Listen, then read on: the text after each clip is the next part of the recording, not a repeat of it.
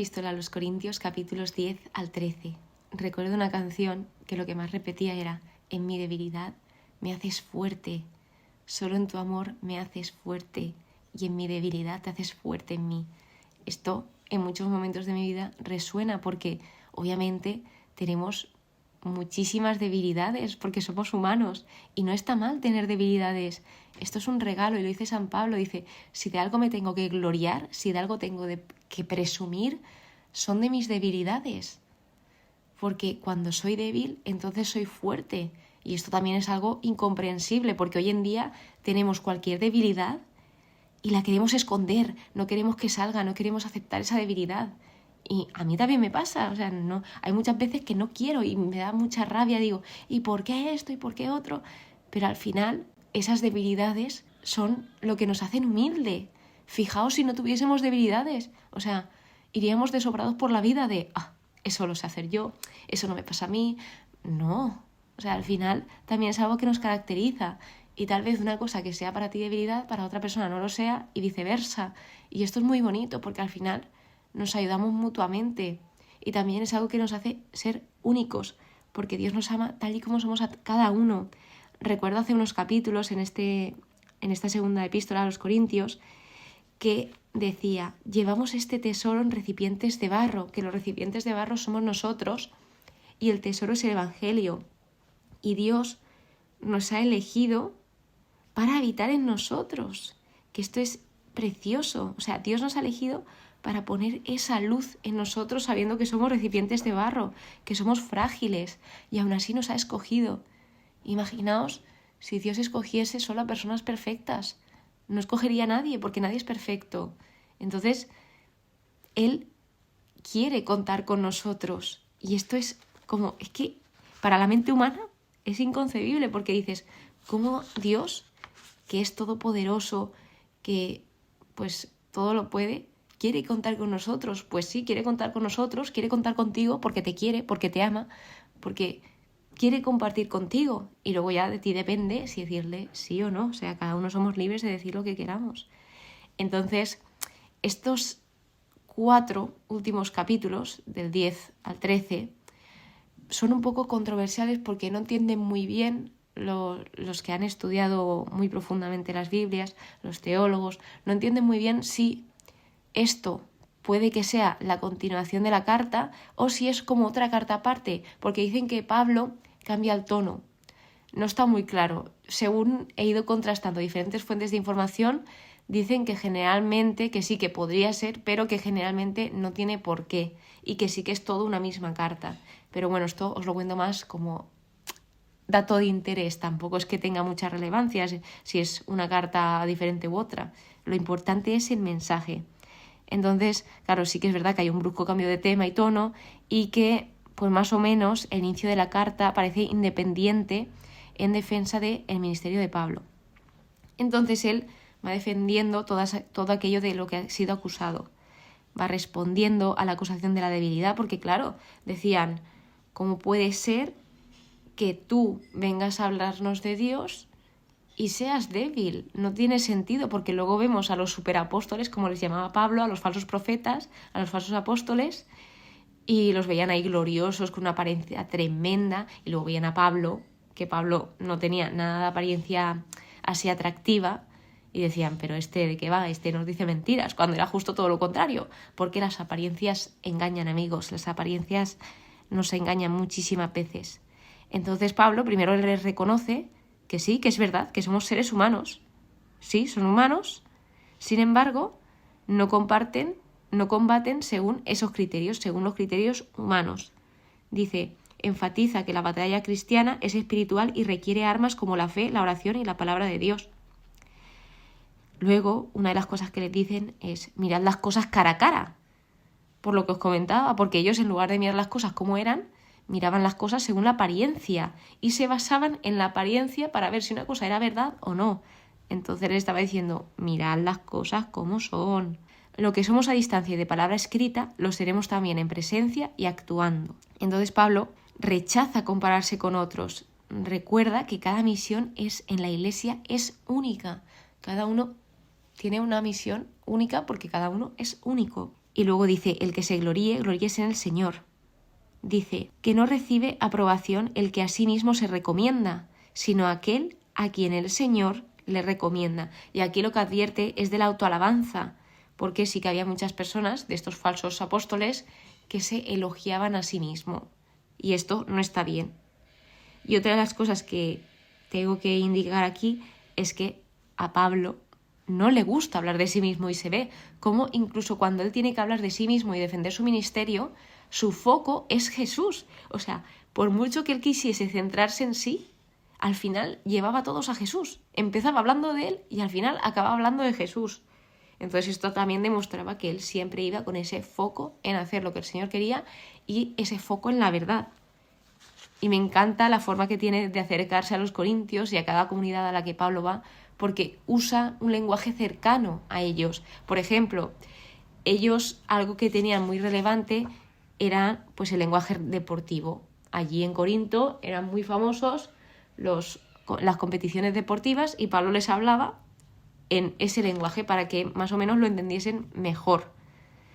El capítulo 11 es Pablo obligado a elogiarse a sí mismo. Es que fijaos los títulos, Pablo obligado. ¿Por qué? Pues porque no tuvo más remedio, porque tuvo que defenderse de aquello que le estaban culpando. Entonces tuvo que reconocer aquello que él hacía para que los demás lo viesen. Y bueno, pues aquí habla del celo de Dios y del celo de Pablo. Dice, celoso estoy de vosotros, pero con celos de Dios. ¿Aquí qué sucede? Los celos de Dios no son igual que nuestros celos humanos. Son muy, pero que muy diferentes. Es que no tienen nada que ver. Podrían ser dos palabras diferentes. O sea, porque el celo humano se define como un vicio y el celo de Dios es amor en acción, fijaos. O sea, es que no tiene nada que ver. No penséis en los celos humanos porque no es así. Entonces, pues estos celos, por ejemplo, preocupación por la santidad, la integridad, la pureza ética y los estándares cristianos para su pueblo. O sea, al final es como una protección. No sé cómo definirlo, pero al final los celos de Dios es eso, amor en acción. O sea, es que lo explica muy bien el estudio. Y bueno, pues advierte de los engaños, de apartarse de la sinceridad.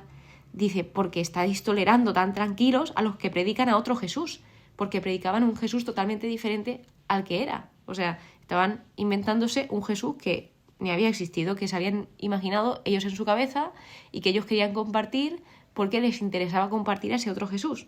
Dice, distinto del que os prediqué, o proponiendo recibir un espíritu y un evangelio distinto. Es que esto es muy peligroso, que nosotros también nos podemos crear una imagen de Dios que no es, que nosotros queremos que sea. Entonces ese ya no es Dios, ese es el Dios que tú te has creado. Llámalo Pepito, pero ese no es Dios. Luego dice, Pablo y los demás habían demostrado siempre, o sea, todo aquello que habían dicho lo habían demostrado. Siempre evité seros gravoso, seros un estorbo y lo seguiré evitando. O sea, Pablo en todo momento evitó usar sus derechos como apóstol, que los podía haber usado, pero aún así los evitó. Porque sí que es verdad que los falsos apóstoles se aprovechaban de todo, siempre estaban pidiendo dinero por esa palabra que daban al pueblo o aprovechándose mucho más de lo que debían de aquello a lo que tenían derecho. Y aquí hay algo que admiro mucho de Pablo y es la seguridad total que él tenía en la verdad de Cristo. Y luego que a raíz de esa seguridad dice, continuaré haciendo lo que hago. Y luego también admite, Dios sabe que sí os quiero. Y los falsos apóstoles, pues habla de ellos, de que son engañosos, de que se disfrazan, de que hasta el mismo Satanás se disfraza de ángel de luz y que su fin será conforme a sus obras. Entonces, cuidado, porque también hay mentiras que parecen verdades. O sea, hay veces que se usan verdades para hacer mentiras. Entonces hay que ir con mucho cuidado porque es muy fácil que se nos engañe. Les dice lo que ellos estaban soportando, intenta abrirle los ojos a los corintios porque ellos estaban siendo esclavos de los hombres, sobre todo de estos falsos apóstoles, cuando Jesús lo que viene a traer es libertad. Y luego de esto, a continuación, les cuenta lo que él pasó, lo que Pablo pasó, y que esto él lo elige libremente, porque Pablo podía haber vivido de otro modo totalmente lujoso, él era fariseo, él podía haber vivido de una tranquilidad y una conformidad, pero él eligió seguir a Jesús y lo eligió libremente porque él quiso. Entonces dice, Si hay que presumir de algo, presumiré de mi flaqueza. Y decía, redefine la gloria como una aceptación humilde de la propia debilidad, que permite que el poder de Dios se manifieste. O sea, cuando nosotros somos débiles, permitimos ver que nosotros mismos somos limitados, que no podemos con todo, y que Dios en esa debilidad es donde actúa y está en nosotros. Lo que os comentaba, el diablo engaña con medias verdades, con mentira, parcialmente verdad. Y a Pablo no le importaba la opinión de los demás cuando se trataba de predicar el Evangelio sin ser acusado de hacerlo por dinero, lo que os comentaba. Cuando a alguien no le daban dinero, entendían que era un principiante o que pues no tenía mucho sentido, no tenía mucho estatus, porque ellos se fijaban por el estatus. Sin embargo, cuando veían a alguien predicar y que le daban mucho dinero, pensaban que esa persona era quien decía la verdad. Pero Pablo en ningún momento quiso aceptar dinero. Lo que decía él, siempre evité seros gravoso y lo seguiré evitando. En el capítulo 12 habla de que no trae ninguna utilidad presumir de las cosas y habla de un caso de un creyente de Cristo que fue arrebatado hasta el tercer cielo, arrebatado al paraíso, que este tercer cielo era el paraíso, y oyó, pero dice, solo diré maravillas de él. O sea, lo que vio en aquella visión no se puede contar. Que empieza hablando en tercera persona, pero según el estudio, esto es lo que le sucedió a Pablo y que lo está contando después de 14 años, que le sucedió como hacía 14 años del momento que lo estaba contando. Y esto del tercer cielo es una terminología común en aquel tiempo, porque el primer cielo era el cielo azul, luego el segundo cielo era el cielo estrellado y el tercer cielo era el lugar donde Dios mora y reina, para que lo tengamos un poco claro y que nos metamos en contexto. Dice, pero me abstengo de presumir, no sea que alguien se forme de mí una idea superior a lo que ve en mí y oye de mí. Esto me recordaba en 1 Corintios cuando Pablo decía continuamente, todo me es lícito, pero no todo me conviene. Es decir, me gusta esto porque pues él podría estar presumiendo y los demás, pues viendo cómo Dios obraba en él, primero, pues sí que se ve la obra de Dios, pero también se podían sentir culpables de decir, pues a mí Dios no me escucha, a mí Dios no hace esto con mi vida, o yo no veo cómo Dios actúa en mi vida, que esto pasa a día de hoy. O sea, esto pues debemos de llevar cuidado. Sí que es verdad que hay que hablar de Dios y de la gloria de Dios y de lo que obra en nosotros, pero hay que llevar cuidado porque hay personas que tal vez estén luchando contra eso, en escuchar al Señor, en que no sienten al Señor, que ojo, no hay siempre que sentir al Señor. O sea, es una verdad, que Dios está con nosotros, es una verdad. Que lo sintamos o no, ya eso es otra cosa, pero es algo objetivo, es un hecho objetivo. Entonces, pues esto está muy bien que Pablo lo diga y que actuase así para, pues, también mostrar que pensaba en los demás. Todo es lícito, pero no todo me conviene. Y luego hablaba de que un ángel de Satanás le abofeteaba para que no se engriese. Dice, 3 veces rogué al Señor que se alejase de mí. Y el Señor lo que le contestó fue, que este es uno de los versículos más relevantes también de la Biblia, diría que es, mi gracia te basta, pues mi fuerza se realiza en la debilidad. O sea, debemos aceptar nuestras limitaciones y confiar en la gracia de Dios, porque dice, mi gracia te basta. Y luego dice Pablo, pues cuando soy débil, entonces es cuando soy fuerte. Entonces él lo que hace es redefinir la fuerza como dependencia total de Dios. Y luego esa gracia se refiere a que Dios se agrada de nosotros, se refiere a ese don gratuito para ayudar. O sea, esa gracia también es ese amor unilateral e inmerecido de Dios hacia nosotros, de que Él nos ama independientemente de lo que hagamos, porque ese es el amor de Dios, es un amor ágape, es un amor totalmente entregado, sin esperar nada a cambio. Dice, yo cumplí con las características del apóstol, y dice esas características, paciencia perfecta en los sufrimientos, signos, prodigios y milagros. También algo muy importante que me encanta de Pablo es que se expresa y también pide perdón. Pablo pide perdón. Qué importante es pedir perdón y qué importante también que los mismos apóstoles muestren cómo ellos mismos pedían perdón, porque es algo necesario, tanto el pedir perdón como el recibir ese perdón. Y les deja claro, no busco vuestras cosas, sino a vosotros. A él no le importaban las cosas materiales, a él lo que le importaban eran las personas. Por eso dice, busco a vosotros. Por mi parte, muy gustosamente gastaré y me desgastaré por vosotros, amándoos, mas ¿seré yo menos amados? y luego le hace unas preguntas para reflexionar, como por ejemplo, ¿acaso os exploté por alguno de los que os envié? ¿Os ha explotado acaso Tito? ¿No hemos obrado según el mismo espíritu? ¿No hemos seguido las mismas huellas? Para que ellos reflexionasen.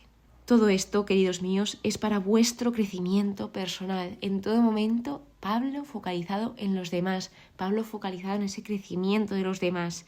Temo en mi próxima visita que el Señor me humille por causa vuestra y tenga que llorar por los que pecaron y no se convirtieron de sus actos de impureza, fornicación y libertinaje. Él únicamente lo que Pablo pedía era el arrepentimiento y quería aclarar algo, y es el libertinaje. El libertinaje no tiene nada que ver con la libertad. El libertinaje, de hecho, es el desenfreno en las obras o en las palabras. Es inmoralidad, vicio o deshonestidad. O sea, es todo lo contrario a ser libre. Es ser esclavo de algo. Entonces, por último, en el último capítulo de la segunda epístola a los Corintios, dice que él iba a visitarlos por tercera vez, ahora sí, y les empieza diciendo, ciertamente fue crucificado en razón de su debilidad, está hablando de Jesús, pero está vivo por la fuerza de Dios. Así también nosotros somos débiles en él, pero viviremos con él por la fuerza de Dios. Dios nos proporciona esa fuerza en la debilidad. Examinaos para comprobar si os mantenéis firmes en la fe. Poneos a prueba vosotros mismos. ¿No reconocéis que Jesucristo está en vosotros? Fijaos que aquí hace reflexionar sobre la vida espiritual y la relación con Cristo, pero también nos hace darnos cuenta de una cosa, y es que habla en primera persona del plural. Habla de nosotros, no a los demás. Él habla dirigiéndose a ellos. No dice que los demás se examinen. No. Habla cara a cara, de tú a tú. Hace examinaos. Porque es muy fácil decir a los demás, oye tú, mírate esto que no lo estás haciendo muy bien. ¿Y nosotros qué? Nosotros nos examinamos, nosotros hacemos un examen de conciencia, nos ponemos a prueba. Les deja claro que ellos no estaban reprobados, que ellos no estaban condenados, o sea, Pablo y los demás apóstoles, discípulos. Y aquí podemos recordar la historia de Job, donde sus amigos tan cercanos se pensaban que Dios estaba castigándolo porque había hecho algo mal, por eso le estaba pasando todo lo que le pasaba, cuando era todo lo contrario. O sea, no tenían ni idea de la historia. O sea, entonces, claro, aquí puede pasar lo mismo con Pablo, que piensan que le sucede todo lo que le sucede de persecuciones, sufrimientos, porque Dios no está con él o que es un castigo de Dios, cuando era todo lo contrario. Así que lo que les invita es que obren el bien. Nada podemos hacer contra la verdad, sino solo a favor de la verdad. Lo que pedimos en la oración es precisamente vuestro perfeccionamiento. Obrar conforme al poder que me otorgó el Señor para edificar, no para destruir. Esto está hablando de Pablo, de él mismo. Y la conclusión es preciosa porque es algo que cuesta, todo lo que dice, pero la recompensa vale la pena. Y se nos llama a vivir con alegría. Buscad la perfección y animaos. Tened un mismo sentir y vivid en paz. Y el Dios del amor y de la paz estará con vosotros.